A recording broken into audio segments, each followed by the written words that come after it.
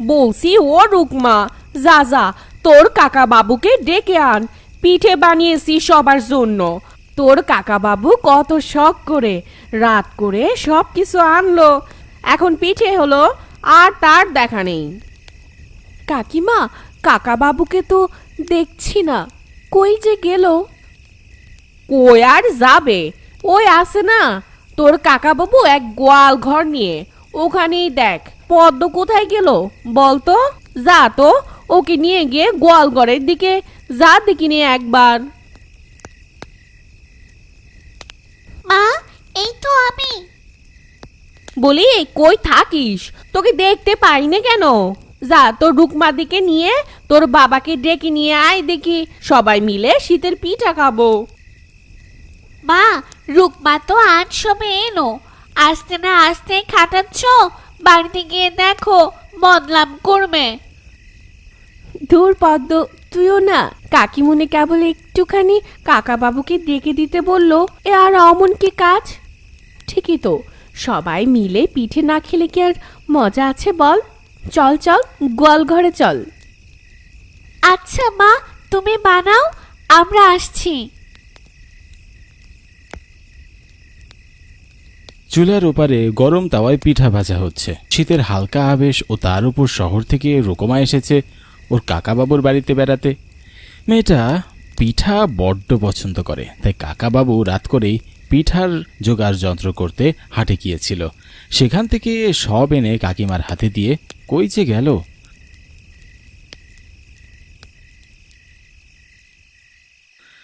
রুকমা ওর কাকাবাবুকে ভীষণ ভালোবাসে, বাসবেই না কেন? ওর কাকাবাবু তো ওকে মেয়ের মতোই দেখে। পিঠা হয়ে যাওয়ায় কাকাতো বোন পদ্ম আর ও মিলে কাকাবাবুকে আনতে চায়। আসার পর থেকেই দেখেছে কাকাবাবু গোয়াল ঘরেই বেশিরভাগ সময় কাটায়। ওর কাকাবাবুর এক বিশাল গোয়াল ঘর আছে, সেখানে 10-12খানা গরু একসাথে পালা হয়। ওর কাকা একাই সব দেখাশোনা করে। রুকমা ধীরে ধীরে হাঁটতে থাকে। আচ্ছা পদ্ম, কাকা বাবুকে তো আসার পরপরই দেখি কেবল গোয়াল ঘরে, সারাক্ষণই কি ওখানে পড়ে থাকে? আর বলো না দিদি, বাবা পারলে তো রাতে এখানেই শয়। উনি ওনার গরুগুলোকে ভীষণ ভালোবাসে কিনা, তবে আজ একটু বেশি করছে। অন্যান্য দিন তো রাত করে ওখানে থাকে না, দিনের বেলায় কাজ শেষ করে চলে আসে। ও আচ্ছা, চল গিয়ে দেখি। আচ্ছা দিদি, তুমি হারিকেন খানা নাও, আমার একটু বাথরুম চেপেছে, আসছি আমি। অন্ধকারে কি করে যাবি? আরে, এই ফোন আছে তো আমার কাছে। আচ্ছা যা, সাবধানে যাস, আর তুই ঘরে চলে যাস। কাকা বাবু আর আমি চলে আসব। আচ্ছা। পদ্মদের ঘর থেকে একটু খানিকটা দূরেই ওর কাকাবাবুর গোয়াল ঘরটা। রুকমা কাকাবাবুকে ডাকতে থাকে।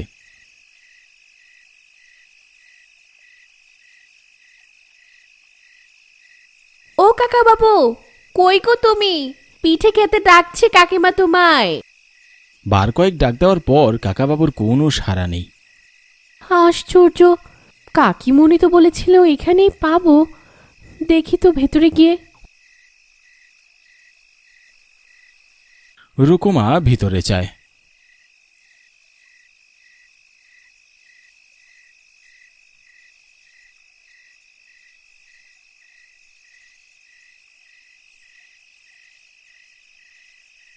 পুরো গোয়াল ঘরে নীরবতা বিরাজ করছে, কাকাবাবু কোথাও নেই।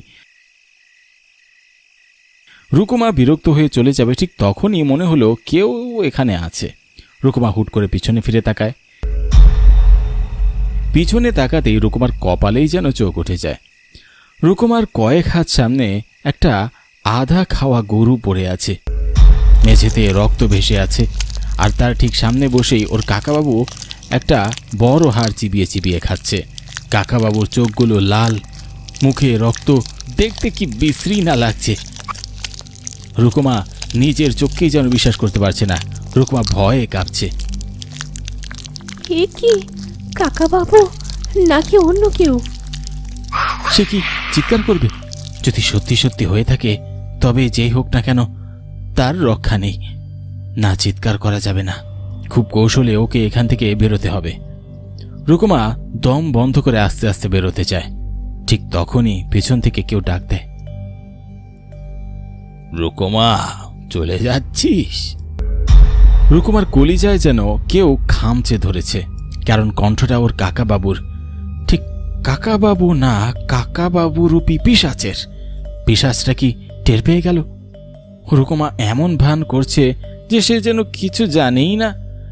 সামনের দিকে তাকাতেই নিজেকে স্বাভাবিক করার ভঙ্গিতে সে বলে উঠল, হ্যাঁ হ্যাঁ হ্যাঁ, কাকাবাবু তুমি এখানে? তোমাকে কত খুঁজলাম। কাকিমণি পিঠে বানিয়েছে, সেই কখন বাজার থেকে এলে, তারপর তো তুমি আর গেলেই না। তোর কাকিমাকে বলে দিস আজ আমি গোয়াল ঘরেই থাকবো। কি বলো কাকাবাবু, এমন জায়গায় তুমি? চুপ, বলছি না আমি এখানেই থাকবো। তোরা পিঠা খেয়ে নিস, আমি আর কখনো পিঠা খাবো না। রুকুমা কিছু বলতে যাবে, ঠিক তখনই সেখানে পদ্ম আসে। তাকে দেখে সে হাত ধরে টান মারে। ও বাবা, রোকমানি আর আমি কত খুঁজছি, তুমি এখানে? চলো, মার পিঠে বানানো শেষ। কাকাবাবুর চোখে ক্রোধের আগুন জ্বলে ওঠে। রুকুমা কথা কাটিয়ে কাকাবাবুকে বলে, ও কাকাবাবু তুমি থাকো, আমরা আসছি। বাবার এমন অদ্ভুত আচরণে পদ্ম অবাক হয়। গোয়ালঘর থেকে বাইরে বেরিয়ে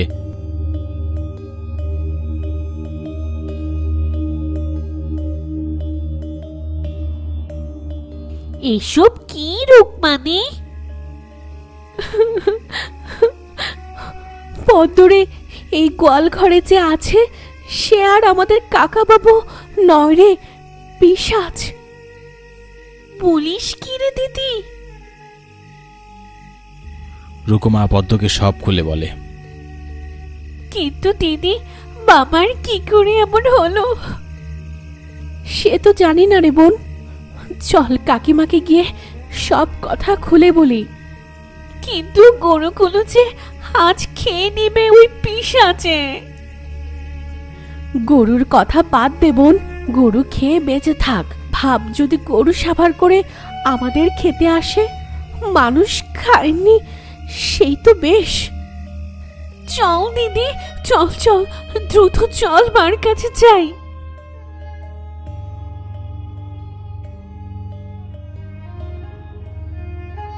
দরজা বন্ধ করে রুকুমা, পদ্ম আর পদ্মর মা বসে আছে। পদ্মর মা ভয়ে কাঁপছে। ও রুকমা, আমার এ কি সর্বনাশ হলো গো! এখন আমরা কি করব? কি হবে গো? কাকিমুনি, এখন আর কেঁদো না। আমাদের রাতটা সতর্ক থাকতে হবে, আর পিশাচটা যাতে কোনো মতে টের না পায়। ওটা যদি এখানে চলে আসে তাহলে আমরা আর বাঁচব না। তোর কাকা বাবু? জানি না কাকা বাবুর খবর, ও ভগবানই বলতে পারবে। কাকিমুনি, ভগবানের কাছে আশীর্বাদ চাও। সে রাতে ওরা কেউ আর ঘুমাতে পারেনি। ক্ষণে ক্ষণে গোয়ালঘর থেকে গরুর চিৎকার ভেসে আসে আর হাড়গোড় চাবানোর শব্দ। এদিকে রুকুমারও ভয়ে আত্মা কেঁপে ওঠে। কাকাবাবুর গোয়ালঘরে আজ নিশ্চয়ই সব গরু শেষ। কাল গিয়ে শুধু হাড় আর রক্তই পাওয়া যাবে। কাকিমণি ক্ষণে ক্ষণে বিলোপ করে উঠেছেন। যে লোকটা সাজের বেলায়ও হাটে গেল ঠিকঠাক, হাট থেকে এসে তার কি যে হলো।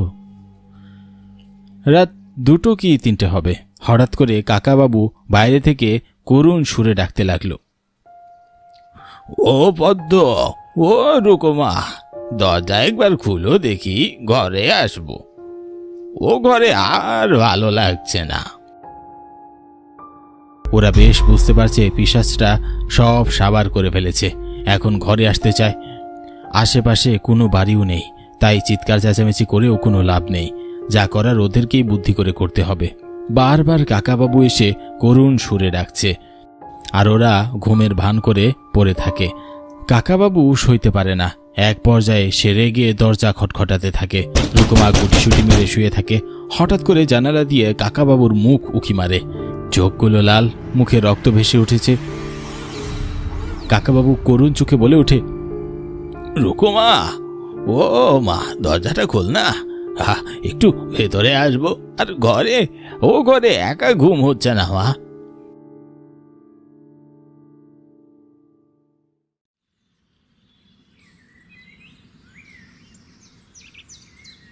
রুকুমা, পদ্ম আর কাকিমণি খুব সাবধানে দরজা খুলে।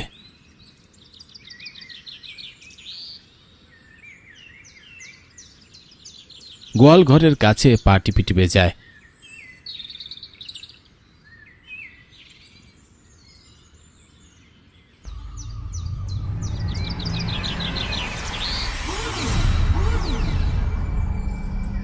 চোখ কপালে উঠে যায় সবার। পুরো গোয়াল ঘরটা রক্তে ভেসে গেছে। চারপাশে শুধু হাড় আর হাড়, একটাও গরু নেই, কাকাবাবুও নেই। কোথায় গেল? ও কাকি, পিশাচটা বোধহয় চলে গেছে। না রে, যে একবার মাংসের স্বাদ পেয়েছে সে যাবে না। তাহলে আসে কোথাও এখানেই। আর দেরি করা যাবে না, এখনই আমাদের লক্ষণদার কাছে একবার যেতে হবে। সে কে কাকিমণি? উনি আমাদের এ গায়ের উজা, ভূত প্রেত পিশাচের জম। কাকিমণি, আমরাও যাব? হ্যাঁ রে, নিশ্চয়ই। তোদের আমি এখানে রেখে যাব না কিনে মা। চল চল, আর দেরি করা যাবে না। ওটা বোধহয় কোথাও বেরিয়েছে, আবার চলে আসবে। রুকুমা, পদ্ম আর ওর মা বেরিয়ে পড়ে লক্ষণদার বাড়ির উদ্দেশ্যে।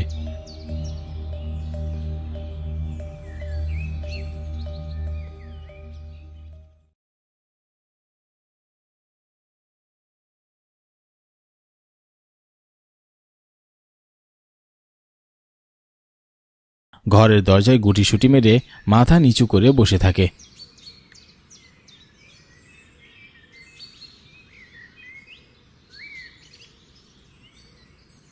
কিছুক্ষণ পর কাকিমা, রুকুমা, পদ্ম আর লক্ষণদা বাড়ি আসে। কাকিমণি আঙ্গুল দিয়ে দেখিয়ে দেয়, ওই দেখো দাদা, ওই যে পিশাচটা বসে আছে। বাড়ির উঠোনে বসে পড়ে। তারপর একটা গোল কিছু আঁকে আর কিছু কাঠখড় দিয়ে আগুন ধরায়। বিড়বিড় করে কিছু একটা পড়তে থাকে।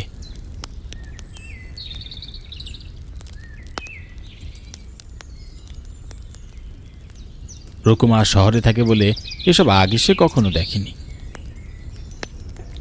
এসব কি কাকিমণি? উনি কি করছেন? উনি মন্ত্র পড়ছেন মা, দেখবি একটু পর সব ঠিক হয়ে যাবে। লক্ষণদা এতক্ষণ পর কথা বলে। চেঁচিয়ে সে বলে জিজ্ঞাসা করে, কি রে নরপিচাস, কি চাই তোর? কেন এসেছিস? যা দূরে যায় বাড়ি থেকে। না, যাব না। এবারই আমার বাড়ি, ওটাই আমার গোয়ালঘর। ওটা ছাড়া আমি কোথাও যাব না। কিন্তু তুই তো সব গরু সাবার করেছিস, এখন কি চাস? শুধু গরু, এবারে সকলকে চিবিয়ে খাবো। কিন্তু সকলে তো তোর কি ক্ষতি করলো? আর রুকুমার কাকাবাবু কোথায়? ও কিন্তু গতকালকেই মেরে দিয়েছি। রাত করে আমি বাসায় বিচ্ছিলাম, বেটা মাছ গুড় কি সব নিয়ে যাচ্ছিল, ব্যাস দিছি বেটাকে ঘাড় মুটকে, শুধু ঘাড়, ওটাকে সাবার করে তারপর এখানে আসি। একথা শোনা মাত্রই কাকামণি, পদ্ম, রুকুমা কাঁদতে থাকে। হায় ভগবান, কি সর্বনাশ হলো গো আমার! কেন যে রাত করে বাজারে পাঠালাম? সব আমার দোষ। আমি না আসলে এমন কিছু হতো না। চুপ করো তোমরা, যা হবার হয়েছে। এখন এ আপদকে বিদায় করতে হবে, না হলে বাকিদের সবাইকে সাবার করে দিবে। কিরে, তুই এখনো দাঁড়িয়ে আছিস? যা, যাস না কেন? না হলে তোকে আমি খুন করবো এবার। না না, আমি যাব না। কেন যাবি না? আমি ওই গোয়াল ঘরেই থাকবো। ওটা ছেড়ে আমি যেতে পারবো না। না, ওই গোয়াল ঘরে তোর আর কোনো কাজ নেই। যা বলছি এক্ষুনি যা, নাহলে দেখ কি করে। ওঝা আবারও আগুনে কিছু ছিটায়। পিশাচটা চেঁচিয়ে ওঠে। এই যাচ্ছি আর মেরো না, কিন্তু আমার একটা আবদার আছে। আমাকে আজ রাত 10টায় সেই কাকাবাবু গোয়াল ঘরে এখানে গরু দিয়ে আসতে হবে। কথা দিচ্ছি আমি আর আসবে না। ঠিক আছে, কিন্তু মনে রাখিস এই শেষ। এরপর থেকে এখানে এলে তোর আর কোনো রক্ষা নেই। এখন যা এখান থেকে, আর চালাকি করবি না। পিশাচটা চলে যায়।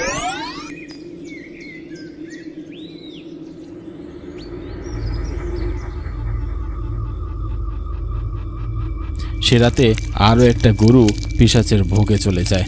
কাকাবাবু রূপী পিশাচটা সেটা খেয়ে চলে যায়।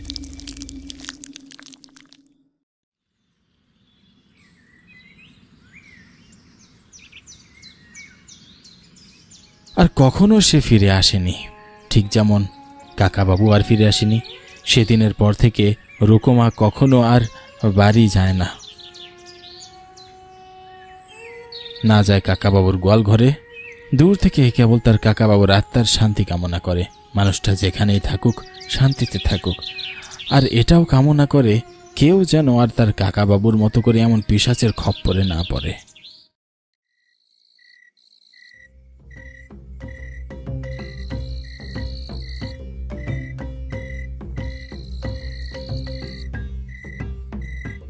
এই কাকড়াঝালার গ্রামে বেশ অনেক বছর পর এমন বিয়ে দেখা গেল। গ্রামের এক আশ্চর্যকর একের পর এক ঘটনার কারণে কেউই বিয়ে করার সাহস পায় না। আর আজ পালকি করে যাচ্ছে তার স্বামীর বাড়ি। বেশ রাত হয়েছে। গ্রামে এ সময় অনেকেই এখন ঘুমে বিভোর। বলা যেতে পারে প্রায় 10টা বাজে।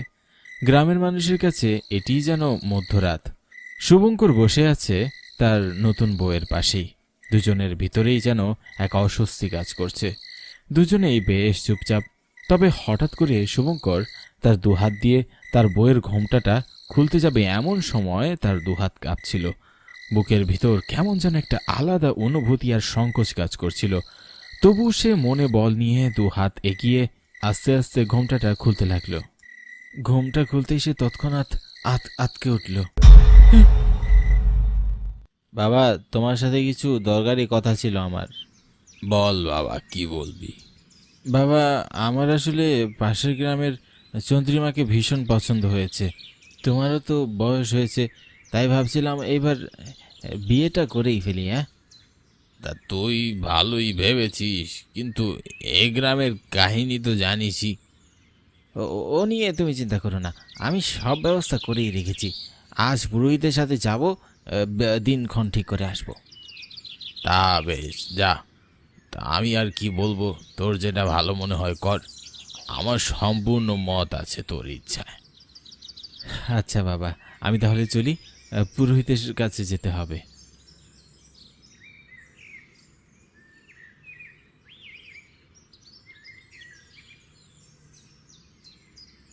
এই গ্রামে বিয়ে হওয়ার পরপরই নববধূর মৃত্যু হয়।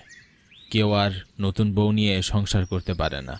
সকলেরই বাসর রাতেই ঘটে ভয়ঙ্কর ঘটনা। আর তার পরদিন নতুন গৃহবধূর লাশ পাওয়া যায়। এসব কেন হয় তা কেউই জানে না। বিগত অনেকগুলো বছর ধরে এই ঘটনা ঘটে আসছে। এই গ্রামে কেউই এই ভয় আর বিয়েই করে না। সকলেই অবিবাহিত রয়ে গেছে। কিন্তু এইবার আর সুবাস ভয়ে দমিয়ে থাকবে না। তার পাশের গ্রামের একটি মেয়ে চন্দ্রিমাকে তার ভীষণ পছন্দ হয়েছে। প্রথম দেখাতেই যেন ভালোবেসে ফেলেছে। তাকে সে এবার বিয়ে করেই ছাড়বে। তবে প্রত্যেক বিয়ের বাসর রাতেই যে এমন ঘটনা ঘটে, সেটির সমাধান পেতে সুবাস যাচ্ছে এ গ্রামের পুরোহিতের কাছে। যদি তিনি কোনো সমাধান দিতে পারেন এই আশায়। সামনেই মন্দির, সেখানেই ওই পুরোহিত থাকে। সুবাস এক পা দুপা করে ঢুকছে মন্দিরের ভিতর। ঢুকতেই দেখে পুরোহিত বসে আছে।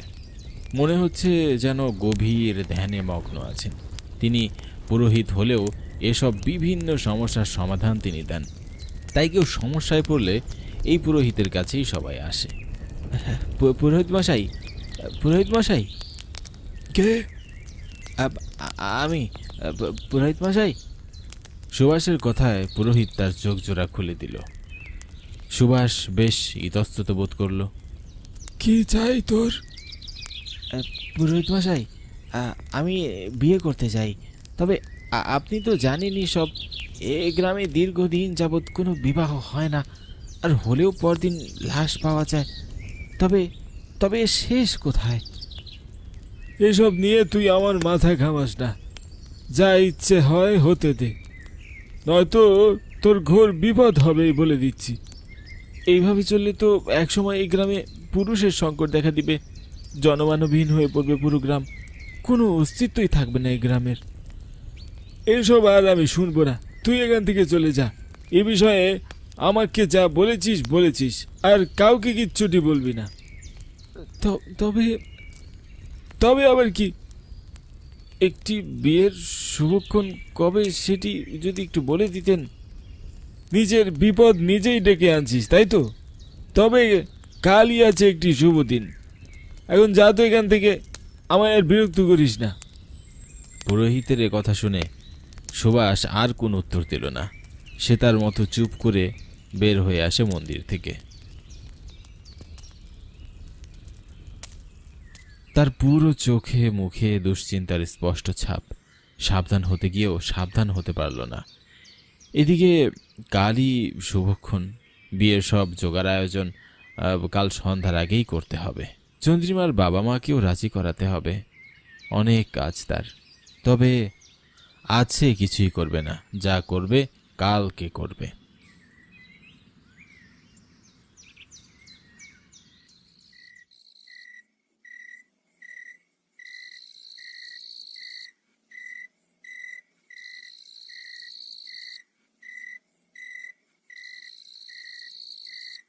দেখতে দেখতে বাড়ির সামনে চলে এসেছি, যাই গিয়ে ঝটপট শুয়ে পড়ি, কাল অনেক কাজ বাকি।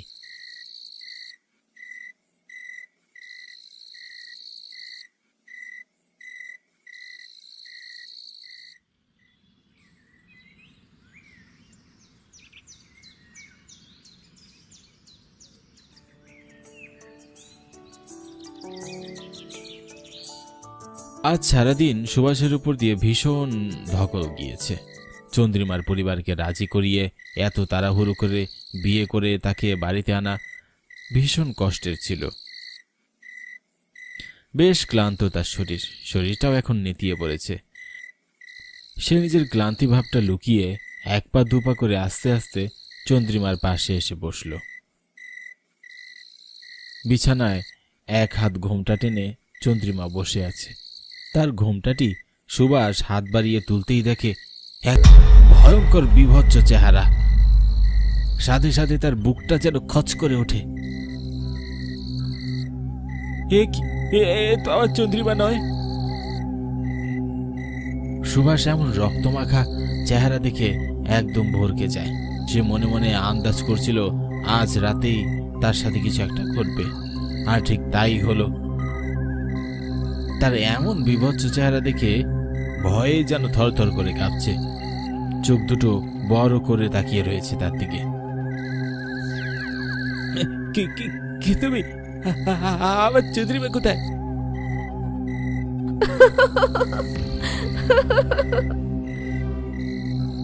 সুভাষের মুখে এমন কথা শুনে মেয়েটি হা হা করে হেসে ওঠে। পুরো বাড়ি যেন তার হাসির শব্দে কেঁপে উঠল। কে তুমি? কি চাও? তোদের মৃত্যু। কি কেন? কি করেছি আমি তোমার? অনেক ক্ষতি করেছিস, অকারণে আমার প্রাণ নিয়েছিস তোরা, তাই সকল গৃহবধূকেও আমি ছাড়বো না। না না, এমনটা করো না। আমি চন্দ্রিমাকে ভীষণ ভালোবাসি, তুমি ওকে ছেড়ে দাও দয়া করে। বিনিময়ে তুমি যা চাইবে আমি তাই তোমাকে দেব। তুই আমাকে দিতে পারবি না, আমি জানি, এ অসম্ভব ব্যাপার। বিশ্বাস করো, আমি পারবো। এভাবে তো নির্দোষ মানুষদের প্রাণ চোখের সামনে চলে যাবে, এ তো মানায় না। আমি চাই এই গ্রামে কোনো পুরুষ মানুষ মারা গেলে তার সহধর্মিণীকে একসাথে যেন চিতায় জ্বালিয়ে না দেওয়া হয় আমার মতো। বহু বছর আগে আমার বিয়ের দিনে হঠাৎ আমার স্বামীর মৃত্যু হয় বাসর রাতে। এরপর আমার স্বামীর সাথে সাথে আমাকেও তার পাশের চিতায় জ্যান্ত পুড়িয়ে দেয়। এই গ্রামের নিয়ম নাকি এটা? তবে এই অন্যায়ের পর আমার আত্মা কিছুতেই মুক্তি মেলে না। আমার আত্মা ঘুরে বেড়ায় চারদিকে, কিছুতেই শান্তি পায় না। তাই প্রতিজ্ঞা করেছি, এই গ্রামে যারই বিয়ে হবে সেই নবদম্পতিকে আমি মেরে ফেলে আমি আমার প্রতিশোধ নেব। তুই পারবি এই গ্রামের নিয়ম বদলাতে? পারবি? পারবি এই সব মেয়েদের জীবন বাঁচাতে? হ্যাঁ, আমি পারবো। আমি কথা দিচ্ছি এ গ্রামে আর কখনোই এমন হবে না। আমি জানি তুই পারবি না, এটি কেউই পারবে না। তাই তোর সহধর্মিনীকেও আমি ছাড়বো না। দয়া করে ছেড়ে দাও চন্দ্রিমাকে, আমি কথা দিচ্ছি হ্যাঁ এমন আর কখনো হবে না। যদি হয় সেদিনই তুমি প্রাণ নিও, কিন্তু আমার স্ত্রীকে তুমি ছেড়ে দাও। বড্ড ভালোবাসি আমি ওকে। ঠিক আছে, যা। এটি কিন্তু মনে রাখিস, আমি আজ গেলাম, তবে তোর কথা যদি তুই না রাখিস সেদিনই তোর স্ত্রীর শেষ দিন হবে। একথা বলেই তার রূপ পাল্টে গিয়ে চন্দ্রিমার রূপে ফিরে আসে, আর সুভাষও তার ভালোবাসার মানুষকে পেয়ে খুশিতে নির্বাক হয়ে তাকিয়ে থাকে তার দিকে।